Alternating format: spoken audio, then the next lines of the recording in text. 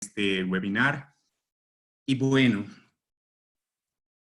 el objetivo, permítanme un segundo, voy a compartirles una presentación. Bueno, el objetivo principal de este webinar es tratar de manera general cuál es la normativa tributaria que la administración, el SRI, ha emitido en esta época de emergencia sanitaria. Y sobre todo, tratar de absolver todas estas dudas respecto a qué pasa con las obligaciones tributarias en esta época. ¿Se debe declararlas? ¿Se debe declarar? ¿Se debe realizar declaraciones? ¿Debo realizar el pago de impuestos? ¿Qué facilidades me han otorgado?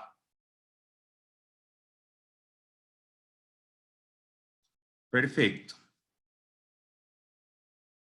Al respecto, es importante que conozcamos que la administración tributaria está trabajando de manera reactiva.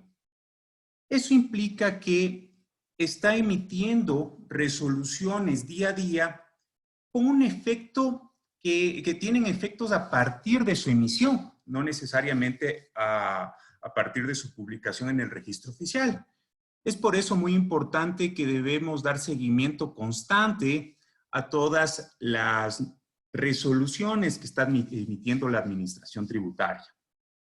Y vamos a empezar con una de las grandes interrogantes que tienen muchos contribuyentes, muchos sujetos pasivos, y es, ¿qué pasa con las declaraciones? En este mes, como ustedes conocen, es necesario realizar la declaración del impuesto a la renta de sociedades. Al respecto, la Administración Tributaria, mediante la resolución número 25 del 1 de abril del 2020, amplió los plazos para presentación de las declaraciones. No obstante, no amplió de la manera que muchos esperábamos. Lo que únicamente hizo fue ampliar unos pocos días, y esto implica que a partir del 15 de abril, considerando el 9º dígito del RUC de cada contribuyente, deben realizarlo, pero deben realizarse en este mes. Básicamente se ampliaron unos 5 días. Y aquí hay un pequeño problema, y es que, como ustedes conocen, los estados financieros deben estar aprobados por la Junta General. Y la Junta General, en cierta manera, y respecto a la aprobación de la Junta General, en cierta manera, la Superintendencia de Compañías amplió el plazo, que generalmente es hasta el 31 de abril, lo amplió durante todo un mes, hasta finales de mayo. Entonces, aquí hay una falta de alineamiento entre la Administración Tributaria y la Superintendencia de Compañías. No obstante, es lógico, desde la perspectiva de recaudación de tributos, que no iban a aplazar tanto la declaración del impuesto a la renta. ¿Por qué? Porque en este momento el Estado lo que más necesita es tener liquidez. Y por ende, no creo que se vaya a aplazar mayormente esta declaración del impuesto a la renta. Se han aplazado otros tiempos relacionados a la presentación de determinados anexos. Por ejemplo, el ATS, el anexo transaccional simplificado, cuyo periodo de presentación es de enero, que tendría que ser de enero a septiembre. Empezarán a realizarse las declaraciones a partir de septiembre hasta diciembre, considerando de igual manera el 9º dígito del RUC. Eso en lo referente a las declaraciones. Y ahora, ¿qué pasa con los pagos? La Administración Tributaria ha emitido normativa que de cierta manera otorga facilidades de pagos a determinados contribuyentes, pero como ya veremos, no es a todos. ¿Y por qué? Considero, como ya lo mencioné anteriormente, que la administración en este momento necesita recaudar ingresos, y es por eso que esas facilidades no fueron entregadas a todos. Sin duda alguna, esto podríamos hablar que se trata de una vulneración al principio de generalidad. No obstante, así está la norma y en este punto lo único que podemos hacer es ver su alcance. Respecto a los pagos, se emitió el decreto ejecutivo 1021 el 27 de marzo del 2020. En este decreto ejecutivo se contempla la posibilidad de diferir pagos de impuestos sin intereses. De forma posterior, se emite la resolución número 25 del 1 de abril del 2020, a través del cual se da aplicación a este decreto ejecutivo. Perfecto. En el decreto ejecutivo se establece que se podrá pagar el impuesto de la renta de sociedades del ejercicio fiscal 2019 y el impuesto al valor agregado que debía pagarse en abril, mayo y junio se puede pagar en cuotas. Estos son los impuestos que son sujetos al diferimiento de pago de impuestos, de pago sin intereses. Y aquí nos da la primera pregunta alguna de las dudas que en este periodo se me han planteado, y ¿es posible que personas naturales se acojan a este diferimiento de pago de impuestos? La respuesta es no. ¿Por qué? Porque el diferimiento está totalmente direccionado a el pago de impuesto a la renta para sociedades del ejercicio fiscal 2019 y el impuesto al valor agregado a pagarse en abril, mayo y junio. Pero todas las sociedades tienen la posibilidad de diferir estos impuestos. La respuesta también es no. El decreto ejecutivo direccionó estas facilidades de pago para determinados contribuyentes. Entre esos tenemos las microempresas. Y esto es un punto interesante porque antes de la resolución 025 no existía ningún tipo de resolución o normativa emitida por la administración tributaria en la cual se indique qué es microempresa. Es por eso que nos tocaba remitirnos al reglamento de inversiones del Código de la Producción. No obstante, en la resolución número 025 se determina qué debemos entender como microempresa y en sí es toda empresa que tiene ingresos brutos o que tuvo ingresos brutos de hasta $300,000 en el ejercicio fiscal 2019 sin importar la actividad que realice. Es decir, toda microempresa y para cumplir el requisito de microempresa es que tenga ingresos brutos de hasta $300,000, puede acogerse a este beneficio de diferir el pago de los impuestos antes indicados.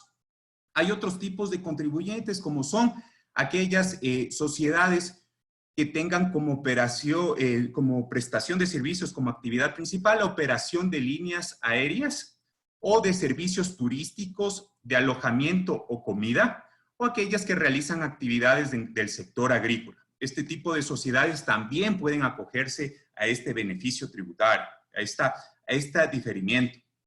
Otra de las sociedades que se pueden acoger son los exportadores habituales de bienes o cuyas sociedades en las que los ingresos, el 50% de sus ingresos represente al menos sea generado por la exportación de bienes.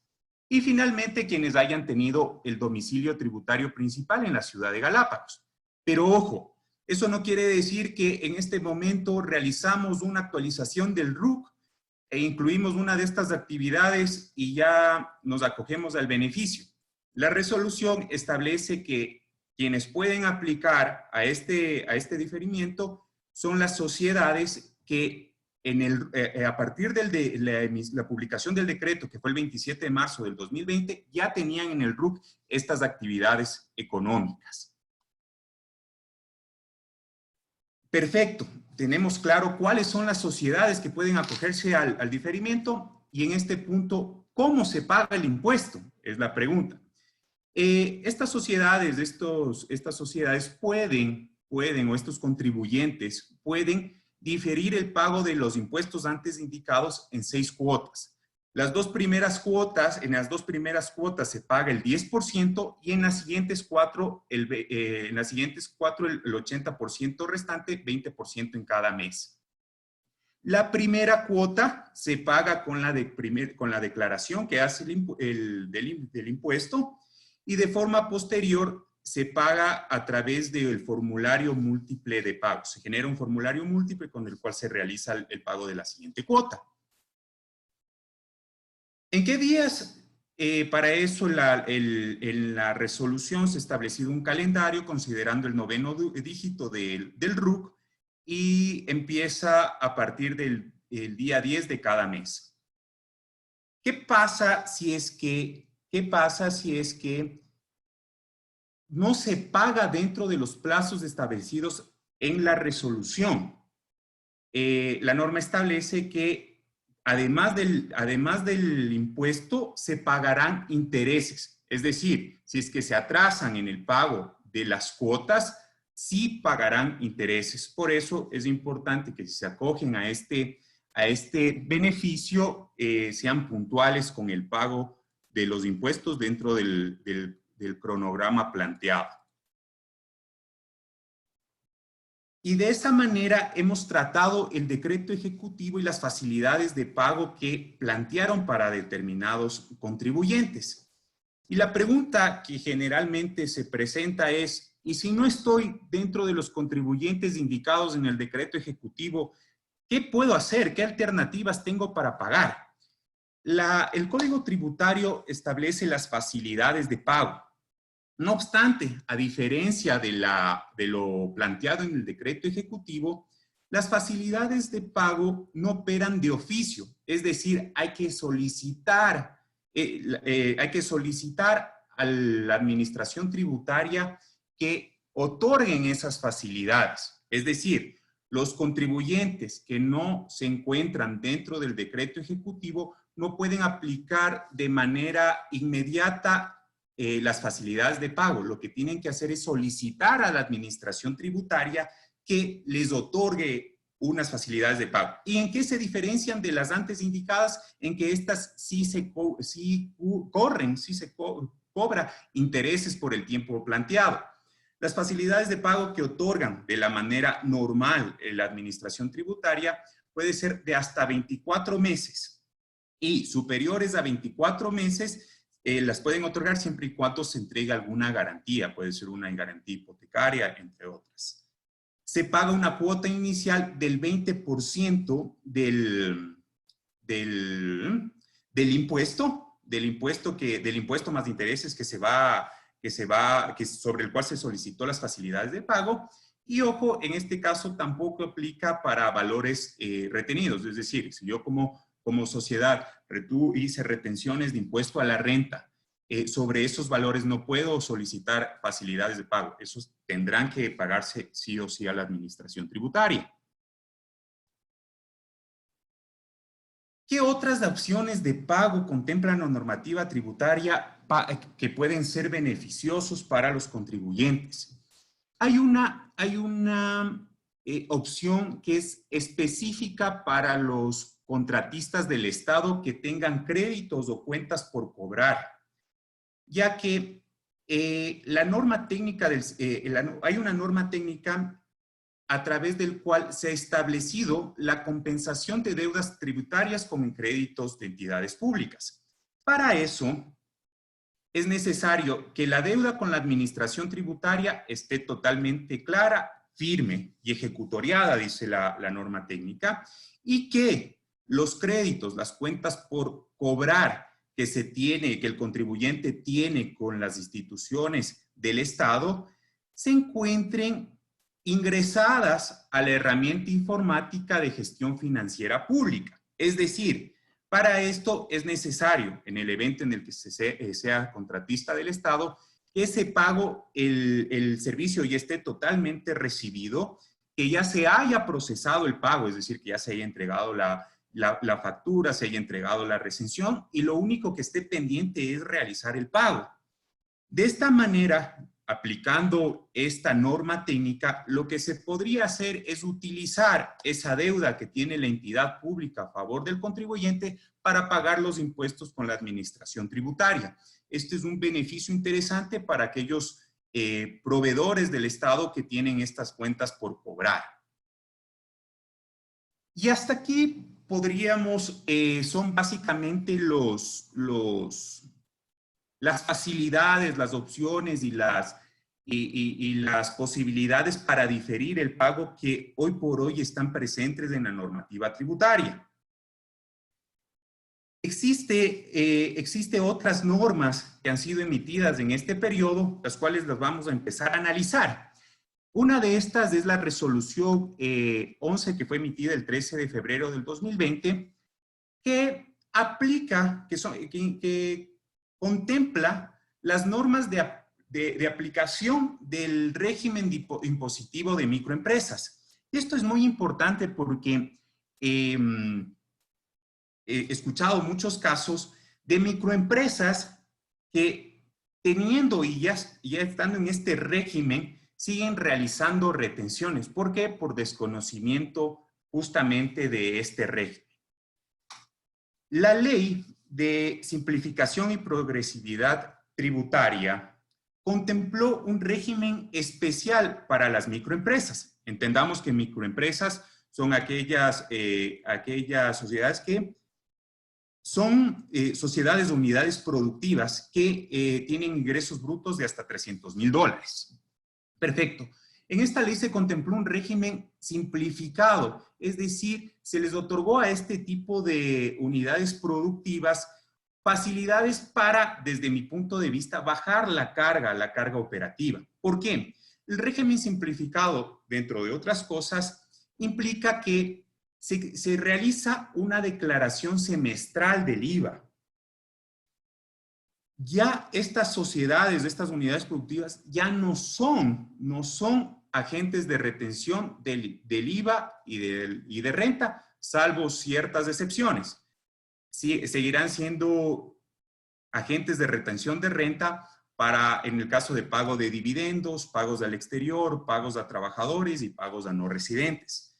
Pero en la compra de adquisición de algún bien o servicio, ya no serán agentes de retención, tanto de IVA o de renta. Y principalmente la declaración del IVA se realiza de manera semestral. Al realizarse de manera semestral, da este periodo justamente de 6 meses para que la microempresa pueda pagar sus impuestos. Para aplicar este régimen no es necesario realizar nada, ya que la normativa ha establecido que hay una inclusión automática y de oficio por parte de la administración, y para el efecto ya publicado, y eso ustedes lo pueden revisar en la página web del Servicio de Rentas Internas, un catastro de microempresas. Todas las sociedades que están consideradas en ese catastro de oficio ya se encuentran en el régimen impositivo de microempresas. Es decir, ya no tienen que realizar retenciones, salvo las antes indicadas, y ya no tienen que realizar la declaración mensual de IVA. Esto es algo muy importante, ya que, como les digo, puede darles un respiro de liquidez al respecto de los pagos de impuestos. Y adicionalmente, este régimen plantea un pago del impuesto a la renta totalmente excepcional, ya que establece una tarifa del 2% de impuesto a la renta de todos los ingresos brutos que haya recibido esa sociedad. Pero bueno, eso será aplicable a partir del próximo año. Otra normativa emitida en este periodo fue la suspensión de plazos y términos de los procedimientos administrativos y plazos de prescripción de cobro. Se han venido emitiendo varias resoluciones, la última fue la 26, en la cual se amplió hasta el 12 de abril de 2020. ¿Cuál es la consecuencia inmediata de esta resolución? Que, por ejemplo, si ustedes tienen en marcha un procedimiento de pago indebido o de pago en exceso, los plazos de atención se encuentran suspendidos. Otra de las resoluciones emitidas en este periodo es la resolución que establece el procedimiento para recepción de documentos a través de medios electrónicos. Esto es muy importante y veo que la mayoría de la administración pública está implementando estos procedimientos para justamente evitar la presencia física para realizar trámites tributarios, administrativos en general.